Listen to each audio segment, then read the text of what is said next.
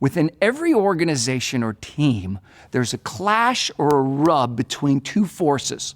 The first is what we call the whirlwind, which is the tremendous amount of energy required just to keep things functioning, just to keep the doors open. The second are the goals for moving the organization or team forward. These two forces are not the same thing, and they do not get along.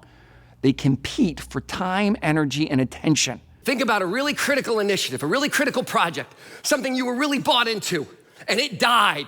Like money got spent, and it died. A team of archaeologists couldn't find evidence this thing's ever existed. You got one? All right, now I want you to think about how it ended. Did it die all at once with a big, loud, embarrassing crash? Or did this thing go down slowly and quietly like it was being suffocated? Loud crash or slow suffocation? What was it? 1,000 initiatives just got thought of. I have no idea. 1,000 dead initiatives just got thought of. I have no idea what they were or what they looked like, but I know how they died, and moreover, I know what killed them. We had to get our heads around this one idea, and this is the first thing I want you to lock in. The trick is not the goal. The trick is not executing the goal. The trick is, can we execute that goal in the middle of a 100-mile-an-hour whirlwind? Discipline 1 is focus on the wildly important. It requires you to focus on less in order to accomplish more.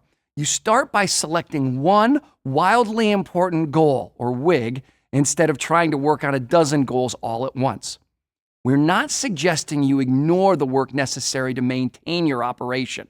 We are suggesting you narrow your focus to work on what you want to significantly improve. What's at the intersection of really important, and I don't think it's going to happen as a result of the day job?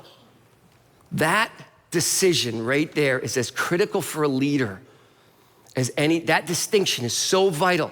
The brain's not delineated like this naturally. So the first idea has to do with narrowing the focus. What are we going to apply a treatment to? That's what the 4 disciplines are. The 4 disciplines are just a treatment for that thing you take out of the whirlwind.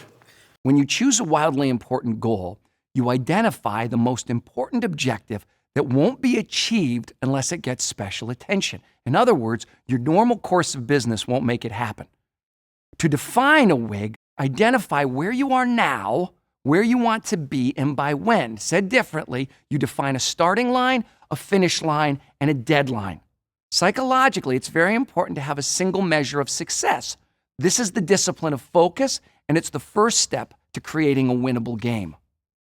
Discipline 2 is act on the lead measures. No matter what you're trying to achieve, your success will be based on 2 kinds of measures, lag and lead. In discipline 1, what we did was we defined the lag measure.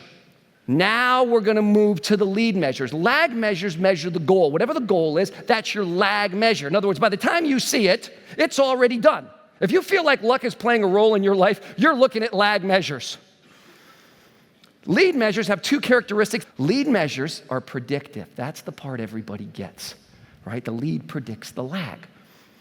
But they are also directly influenceable by the team. This is sort of the golden rule of execution. You're going to get it right now. Everybody's going to understand this right now. What's our favorite New Year's resolution anywhere in the world? That's the one. Okay, so if the lag, I knew what you were going to say. If the lag is weight loss, there's 2 really good lead measures, and you know what they are. What are they? Diet and exercise, right? Everybody knows diet and exercise. What everybody doesn't know is how many calories I've eaten this morning and how many calories I've burned. But be careful. Even the smartest people fall into the trap of fixating on a lag measure they can't directly influence. This is because lags are easier to measure and they represent the result we ultimately want. Think of a lead measure as a lever that moves your wildly important goal. Discipline 3 is keeping a compelling scoreboard. What we're looking for is a player's scoreboard, not a coach's scoreboard. That's what's counterintuitive here.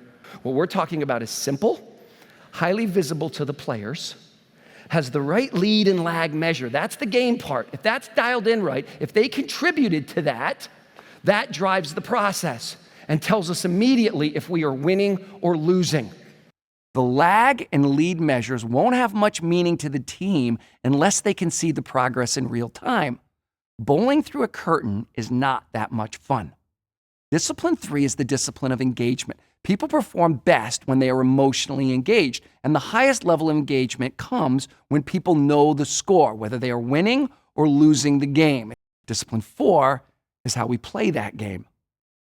Discipline 4 is create a cadence of accountability.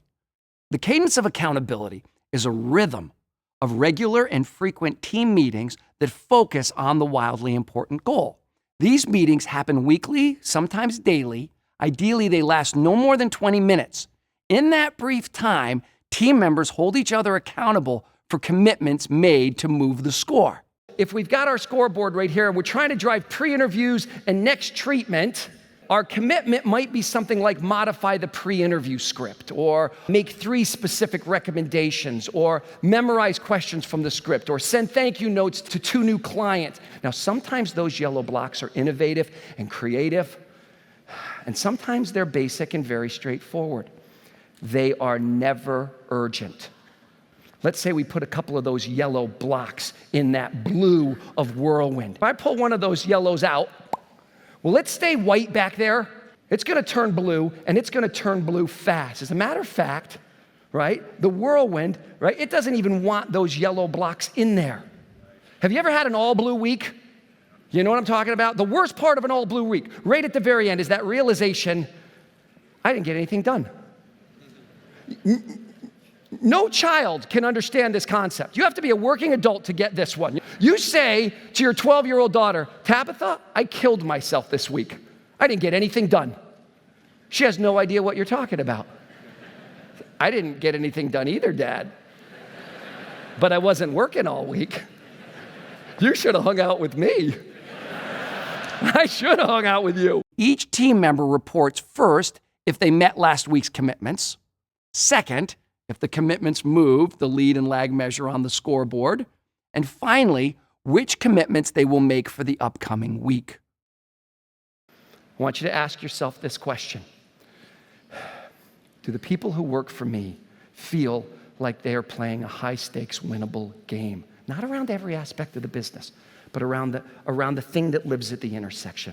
If they are, not only are you executing, but you're having a significant impact on the lives of the people that work for you.